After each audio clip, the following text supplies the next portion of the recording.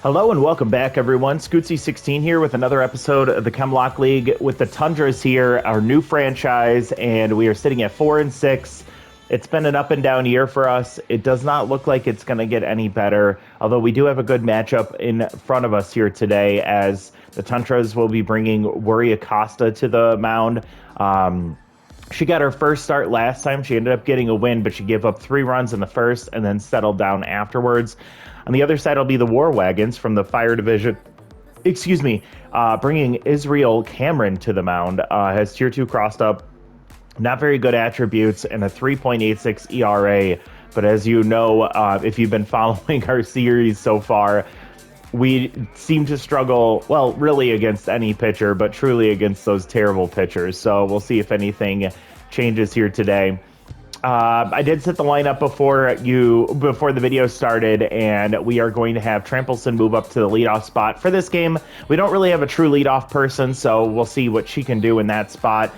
She does have stealers, so if she does reach base, that'll be nice to hopefully get her in scoring position.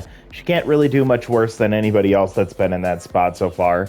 Harrington still locked in after a rough day. She will try and get right back on the horse, and she's still going to stay in that 2 spot. Nathaniel Willis at 3. Then we have June Mina at 4. We have Jagger McMillan at 5. Then Get Wrecked back in the lineup. He'll DH today. Gad Mann will be back in the lineup at catcher, number 7. Followed by Shipwright, who did drop down after his first 2 games coming into the team. And then Milan Tirehead will be at the bottom of the lineup here. So we'll see how that bodes for us. We will be in our standard away uniform, and we will head out to the ballpark. Motor Yard, home of the War Wagons. I'm curious to hear your thoughts on this team being in the Fire Division. I was just trying to think of Fire teams that are already existent, and you'd be surprised. There really isn't any options, and I did want to try and give some variety to like logos, so I didn't want it to just be a bunch of dragons, because I figured that would just be, overkill, and we'd just be playing essentially the same team every time we face that division. So we get things started with Cameron on the mound and Trampleson at the plate. She'll foul the first pitch off. It's a curveball. We're underway. Slider catches the corner, strike 2 called, and swings at one way out of the zone. Bounces off the glove of Bautista, but he'll be able to corral that and throw to first. So I said couldn't get much worse than what we've seen, but that was pretty ugly. And now Harrington will come up, still locked in. First pitch swinging, pulls foul. She should be able to capitalize on Cameron, at least we hope, as she chases way outside. Tough out is activated at Tier 3, and a slow grounder off the end of the bat. Estrada at third will cut off in front of the shortstop, making the play for out number 2. Something we've seen quite often is the struggle from our offense, and unfortunately it continues here today, at least for now, as Willis takes a strike. And a ball drops in front of Dennis, who will scoop and toss to the bag. 1-2-3 in the first, go to the Tundra's offense. That's a shame.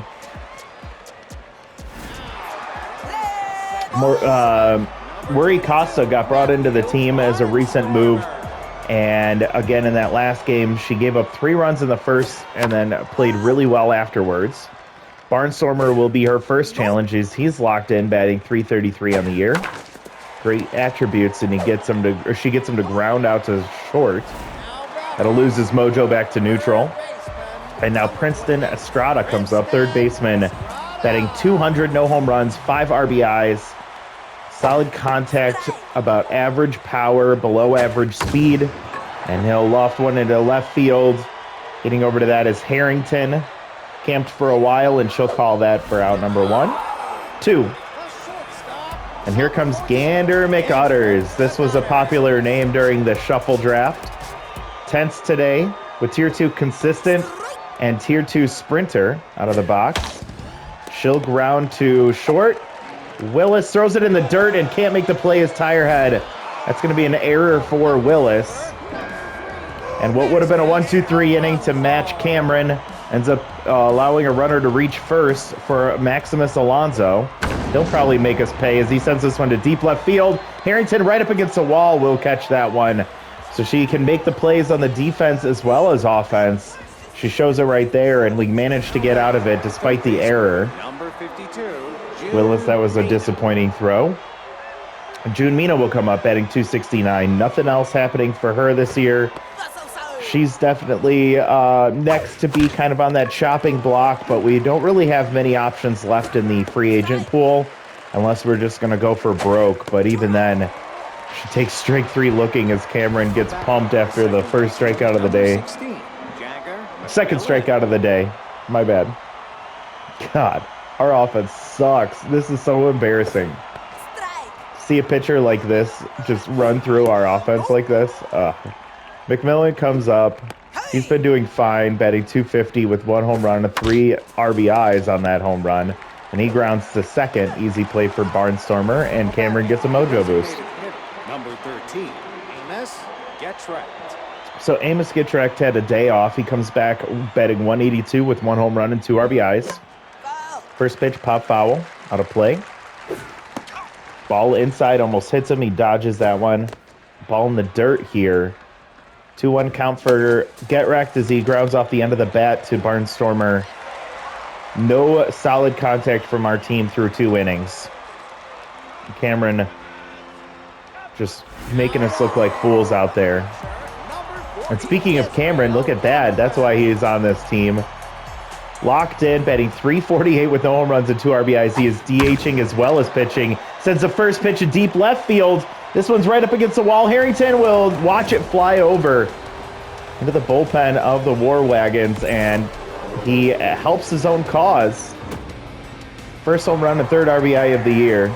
Give the War Wagons a 1-0 lead, and boy, is that humiliating. Add insult to injury. Jacques Dennis, batting 211, no home runs, 1 RBI, and tier 2 bad ball hitter. He's a guy I might look at adding in the offseason if he's available. I don't know how old he is, but bad ball hitter is definitely what you want, as he sends one hard to center field, but caught by Shipwright. 1 out for Copeland. Batting 211, no home runs, 1 RBI. You'll note he doesn't have good speed, and he's playing center field, so it'll be interesting to see if we can capitalize on that. I guess we'd have to actually make contact first, as Copeland grounds to second base for out number 2. And top Rosario will come up, batting 500, so he seems to have limited appearances this year as tier 2 mind gamer, so you'll see that effect on Worry's accuracy. Ball outside there. It's a 2-1 count. A slider sent to deep right center field. It will get up on the wall and bounces about halfway off. Trampleson with a good fielding play there, but it's going to be an easy double with 2 outs and a runner in scoring position for Poonsley Bautista. Awful name. Batting 188 as tier 2 power versus righties activated here today against Costa, which will take a ball inside. Good speed at second. War Wagons looking to try to add to their lead here in the bottom of the second. That one's fouled off, and it's a 1-2 count for Bautista. Off the end of the bat, and Costa can't get to it. Runner rounds third and heads home. Sent by the third base coach, knowing how weak Shipwright's arm is. And the runner scores easily. No play at the plate. RBI single for Bautista. And now Barnstormer will come back up for his second at-bat. He grounded out his first time. We have 2 outs and a runner on first. Off-speed called by the Science Dealer trait. Costa tense, and a grounder to second should do it. It'll end the inning, but not before a home run from the pitcher and an RBI single from the catcher. So the battery really working extra duty here today. War Wagons up 2-0 heading into the top of the third. We are hitless. Yet to allow a runner to reach base here. Cameron's still locked in, which will probably be here for a little while. Gadman had a day off just to recover. He's batting 238 with 2 home runs and 5 RBIs. He hasn't been getting many hits, but he makes them count. 2-2 count. Man will swing through strike 3. God damn it. The center fielder, number 91, Jolly Shipwright. Shipwright batting 167 in this young career. Here with the Tundras, only about 2 or maybe 3 games in. Little Hack activates here. It'll stay activated after he falls behind 0-2. And Cameron gets him to pop up right behind second base. Easy play for the second baseman. Barnstormer will catch that for out number 2. Number 17. Whew. Tirehead. So Tirehead comes up, number 9 hitter with 2 outs in the bottom or the top of the 3rd. He sends one to deep center field. Getting back on that one and catching that will be Copeland to end the inning. So gave it a ride. Tirehead probably comfortable with being in this ballpark, Motor Yard. But he just doesn't have the power in his bat. Try and push that one any farther, especially to the deepest part of the park. So we'll get to Princeton Estrada, who's 0 for 1. 1-1 count, and Costa still, nope, back to neutral mojo here. 1-2 count. Fouled off. Approaching 30 pitches here in the bottom of the 3rd and get a grounder to second. Good play from McMillan on a quick shot to him. And we come back to Gander McUtters. Reached on an error in the 1st inning. Still tense. Ball low. And Costa serves one to left field. Harrington tracks that one down. Good speed with her being locked in right now. And now Maximus Alonso will come up with 2 outs. He's 0 for 1. Checks and holds on the slider low and away. Fastball in is taken for ball 2.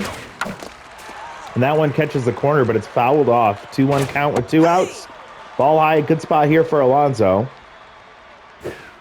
And chases strike 2 inside, full, and fouled off. We'll do it again. Alonso will take strike 3 looking. Costa paints the corner. Good strikeout there. And that'll get us through the 3rd. 2-0 War Wagons through 3. War Wagons only managed 3 hits so far, but they've made them count. And we come to the top of our lineup for the 2nd time. Trampelson struck out on a pitch way out of the zone. You'll note that Cameron has crossed up trait, but it has only activated once here so far. Trampelson takes the ball high, 1-2. Chases inside, but she makes contact and fouls it off. Ball 2 misses inside, 2-2. Popped foul. Staying alive here is Trampelson, but she has been chasing out of the zone, and she takes one right down the middle. It was a bit low, but it was right there above the knees, and she takes it for strike 3 looking for out number 1 here in the top of the 4th. Now Harrington comes up.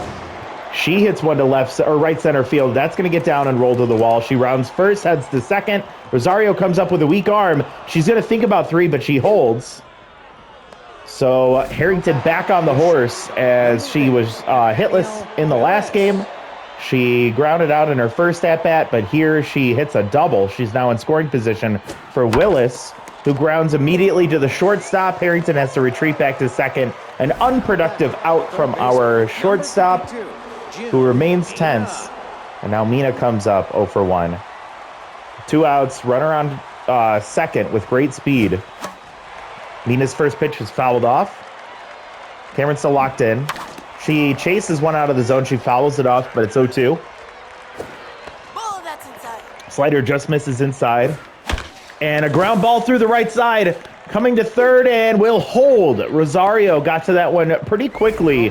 Doesn't have the strongest arm, but it was a bit shallow.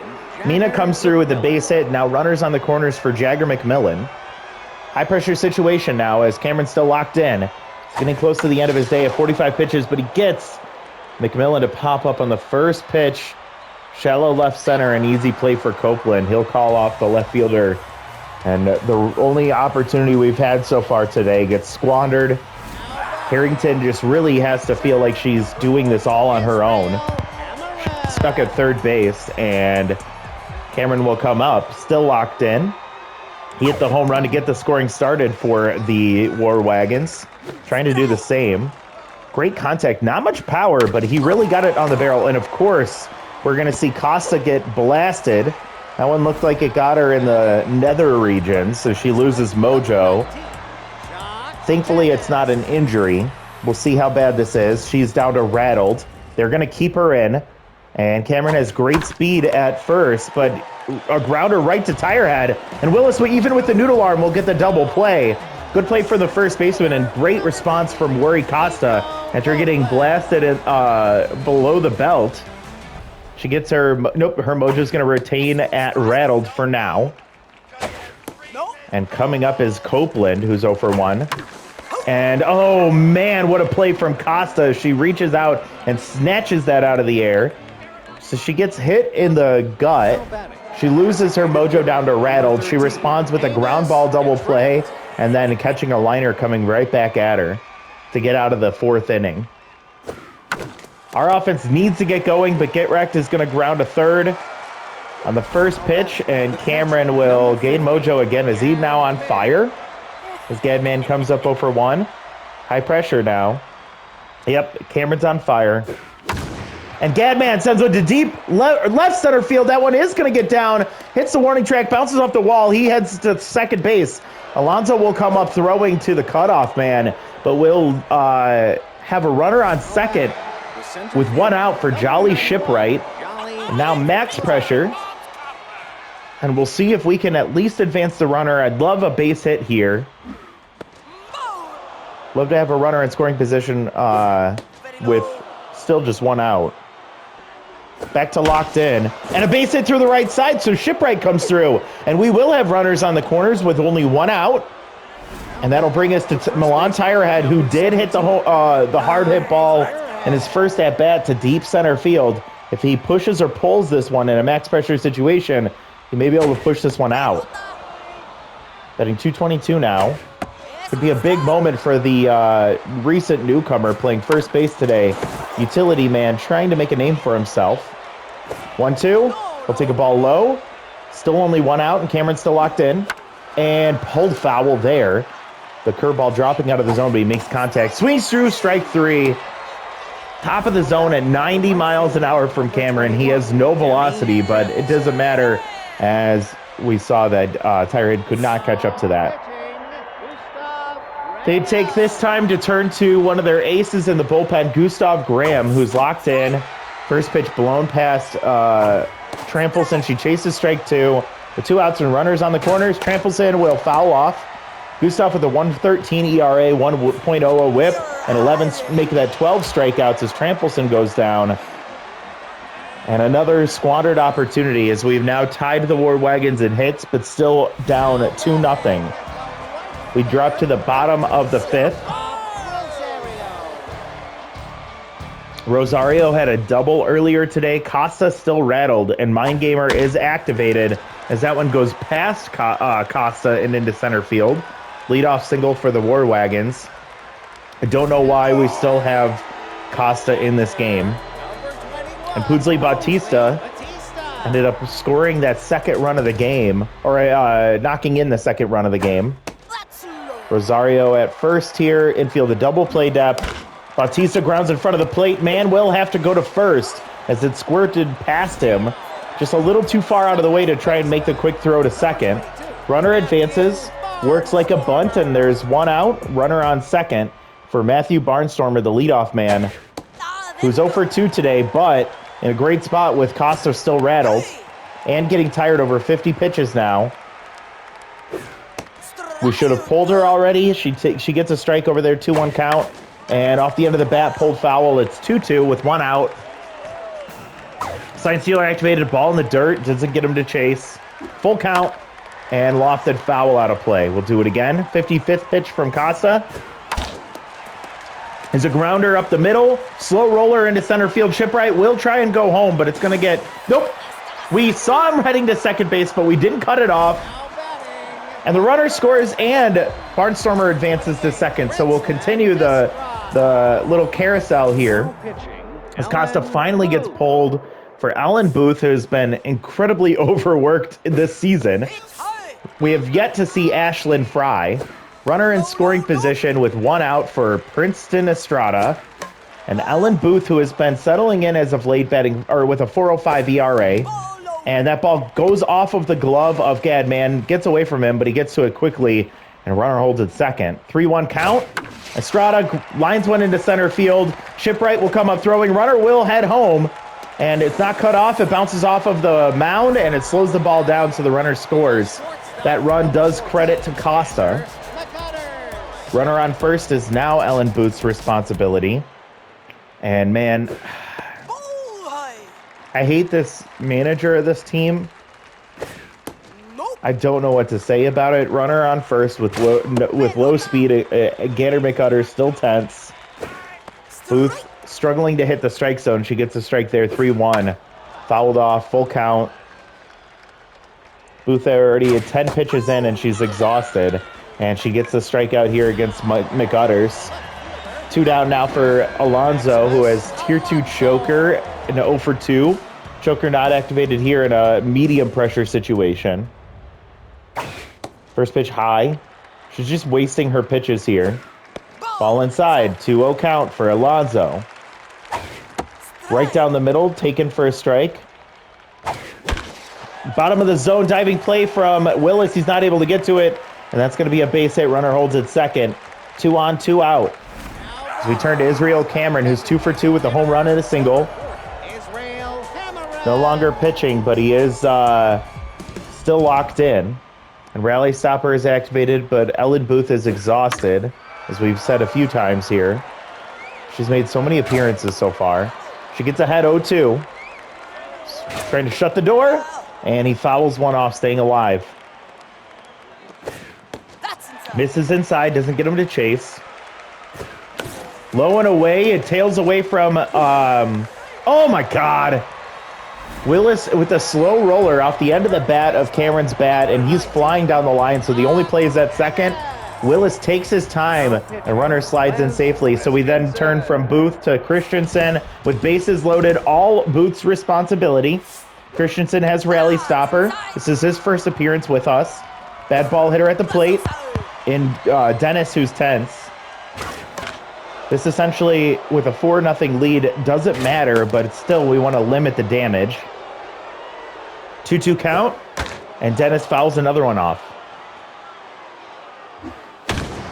Lined into left field, but playable, and Harrington will haul that in to end the inning. With the bases loaded, Christensen comes in and stops the rally, but 2 runs score on a couple of base hits, and they extend the lead 4-0. We'll lead things off with Harrington. She's 1 for 2 with a double and still locked in. Average up to 581 now. And Gustav Graham will stay in the game, locked in still. It's a good challenge for Harrington, as he is tired. A ground ball, just gets into the glove of Graham, and Harrington goes 1 for 3 today.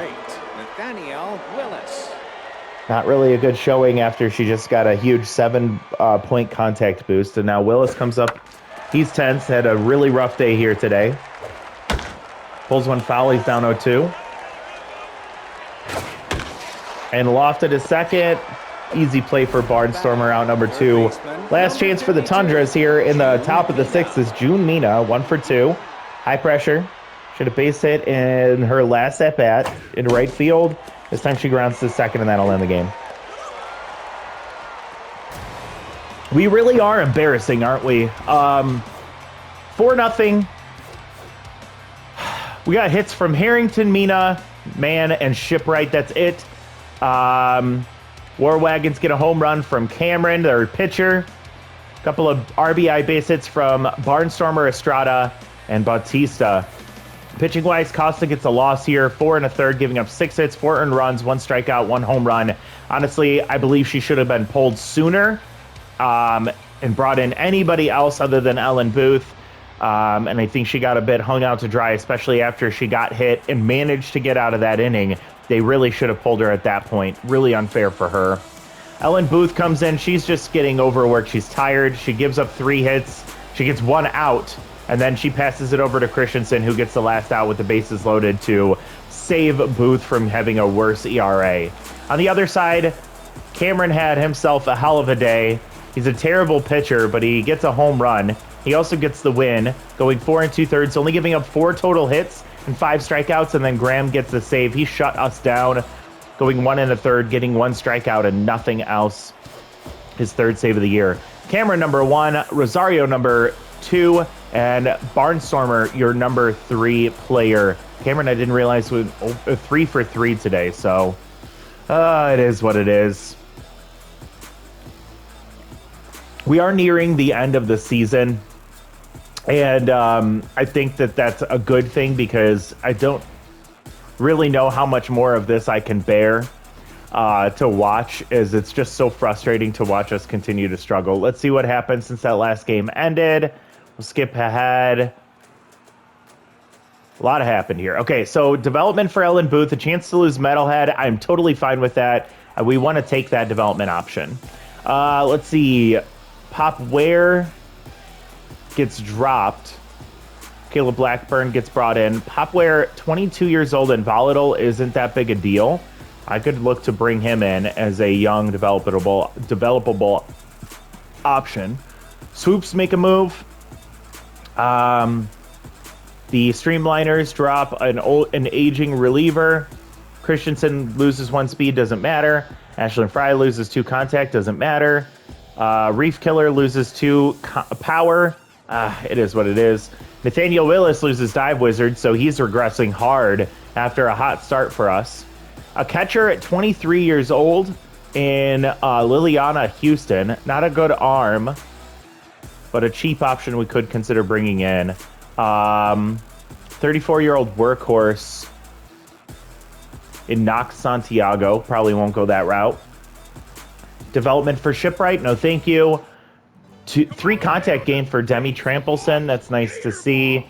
Chance for Arjun Swingins to lose easy jumps. We'll probably do that one as well. Let's see, anybody else? We have starting pitcher, 25 with elite curveball, but only 19 accuracy. No thank you. And then Lila Grayweather gets dropped. She has tier 3 reverse splits, but was at 29 and a closer. Probably not. Let's look at development first. Not doing this for Costa.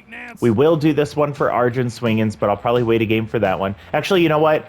With the money that we have, I'll start spending more frequently because that rotates more PDO opportunities in after each game. Because instead of waiting for this one next game, it'll still be here, and then we'll be spending on it. It'll take 2 games to replace this one. If we do it now, there will be something new next game.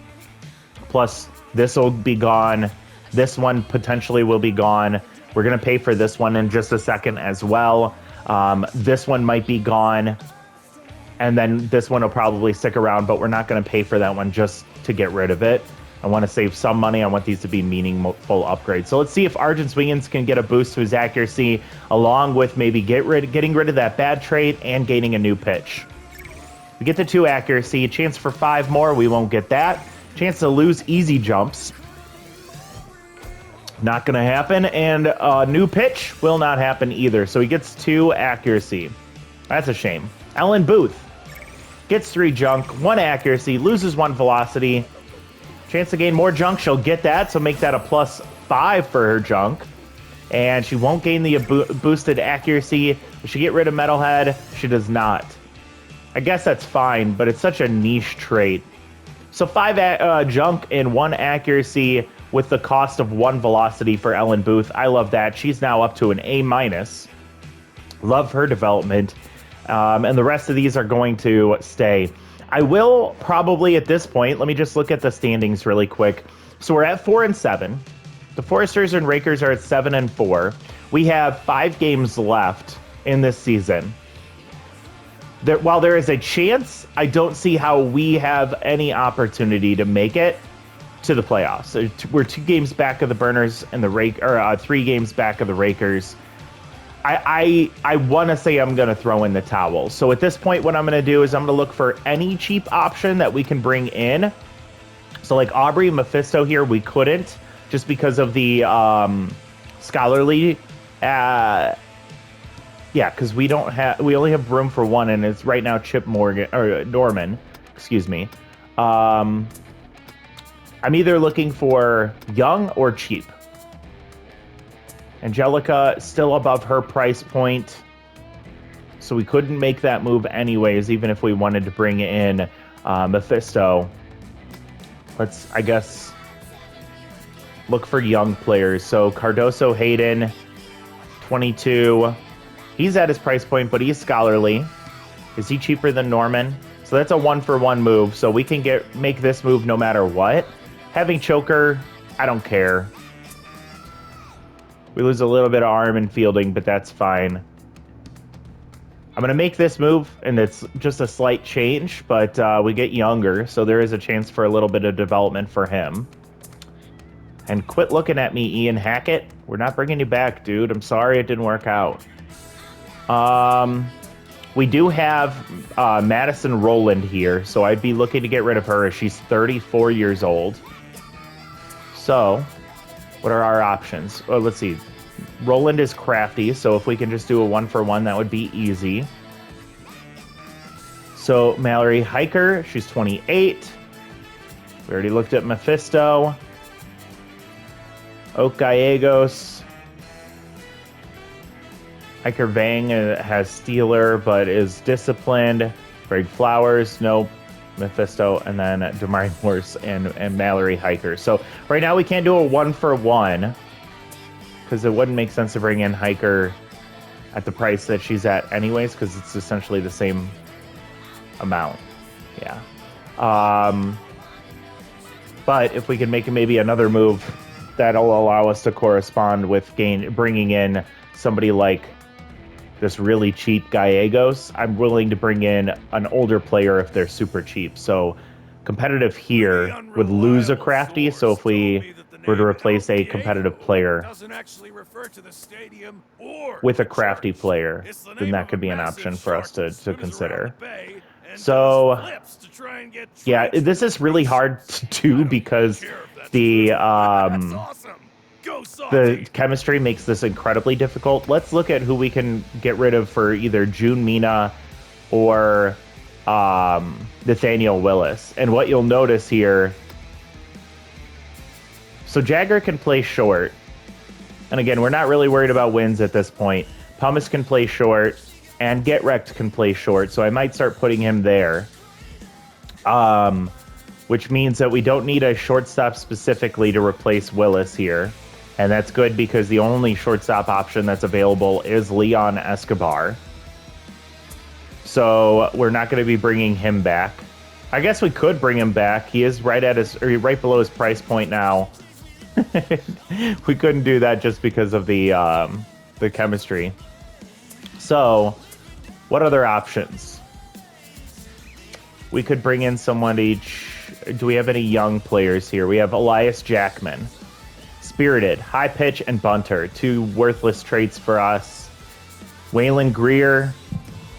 That's not a bad option. And he's below his price point. He's 25. And then we have Yusuf Whitaker, Little Hack, and Bunter. Can only play third.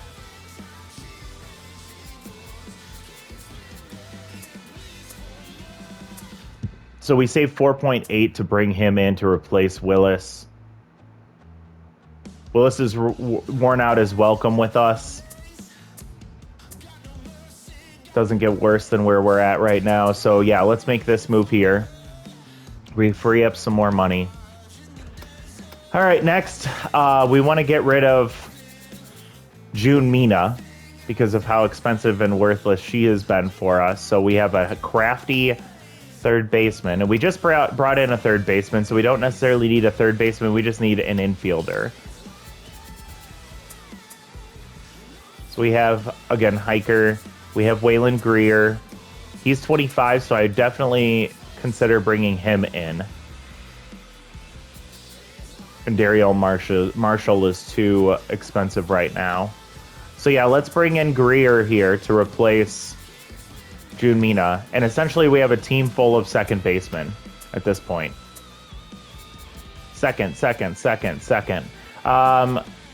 In addition to Madison playing first, we have Tirehead that can play first. We have Get Wrecked that can play first. At second, we have everybody. At third, we have Yusuf Whitaker, and we have Tirehead, and we have Get Wrecked. And at short, we have McMillan, Beltran, Tirehead, and Get Wrecked. So our infield, we're in a good spot there. Let's look at outfield. We're going to keep... I guess, is there anybody else? No, everybody else is younger except for Madison Rowland. Actually, hold on. Let me look and see. She's crafty, so we could bring in Hiker at this point, I guess. Nobody else.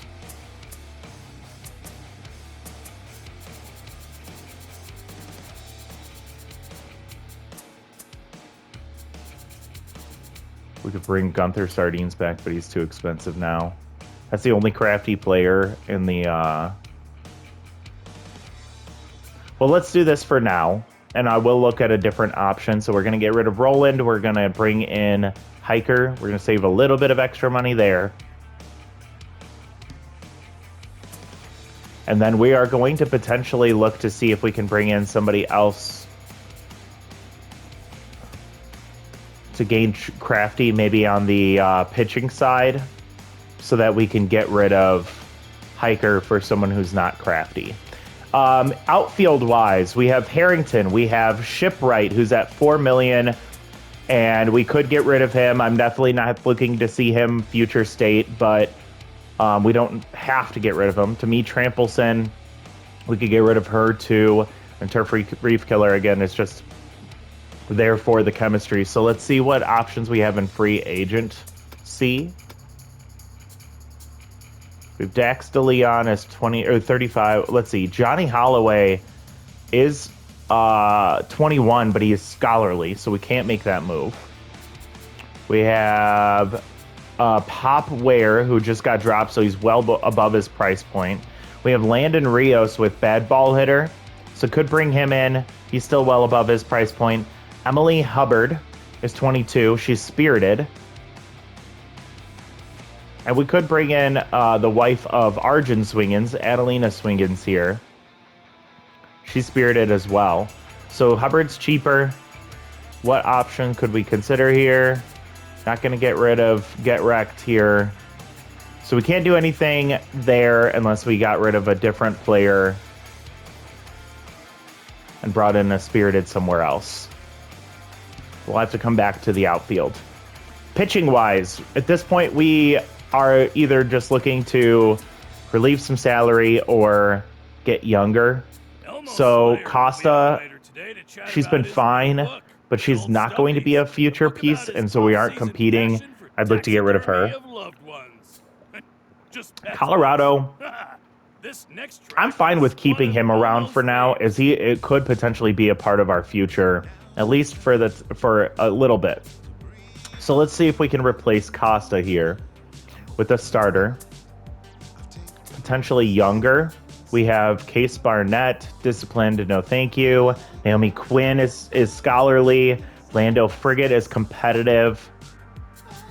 27-year-old. So we really want to go with Appleseed here, but again, we have to wait for him to get down to his price. And then we have 21-year-old Jeff Holmes. So that's actually somebody I'd look to bring in, but he's above his price right now. 25-year-old Cole Chernley. And then Adley Bartlett. So starting pitcher-wise, the only spirited, we have Roman Glover. I guess I don't hate bringing him in just to save money here. But at this point, we're racking up money for the future. So I'll make this move. Sorry, Worry Costa. There's nothing you did wrong. It's just that our team sucks. All right, next we have... I'm probably fine with the starting rotation here. Definitely keeping Luke Resplendent around, as I want to see him continue to develop. Ashlyn Fry, she's 27. She's crafty, so I'm fine with keeping her around for now, but I would also look to get rid of her if we felt that there was another option here. And the only one to consider is Dupole, bringing him back, but I'm not interested in spending that money.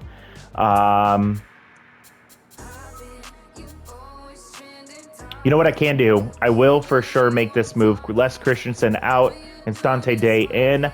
He's really cheap, and he does match the chemistry perfectly, so let's do that.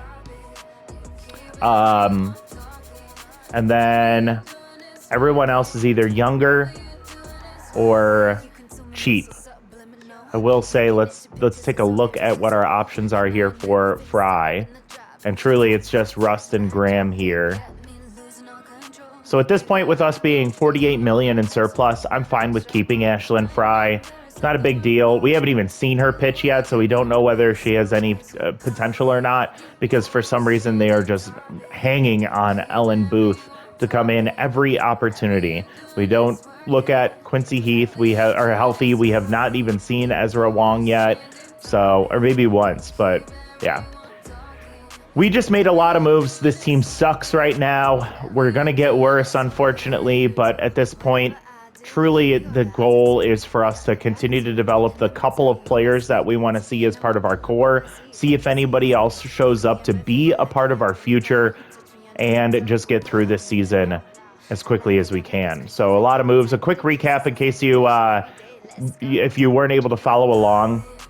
Tundra's, we brought in a young catcher in Cardoso Hayden to replace Chip Norman. That was a 1-for-1 spirited move that just freed up some money. We brought in Yusuf Whitaker to replace Nathaniel Willis, who just lost his only redeeming quality, which was Dive Wizard. He's older. He's not going to be a part of our core. No reason to spend that extra money. We brought in Waylon Greer to replace June Mina. She's off the team. Again, weren't really planning on her being part of the future either, and we're not competing anymore. Let's save money. Madison Rowland is older, so we replaced her with a younger option in Mallory Hiker. We brought in Roman Glover to replace Worry Costa, who's not part of our future. And then we brought in Instante Day to replace Les Christensen, just to save some money there as well, since, again, we are not competing. So, yeah, we're in a bad spot here. It's a shame, but it is what it is. We are now turning back to face off against the Rakers in this next matchup, and this will be a doubleheader. So we face the Rakers at their park. Now we're coming home, and it's going to be Swingins and Resplendent. So our 4 and our 1. We have 5 games left. We just need to get through this. Try to survive as much as possible.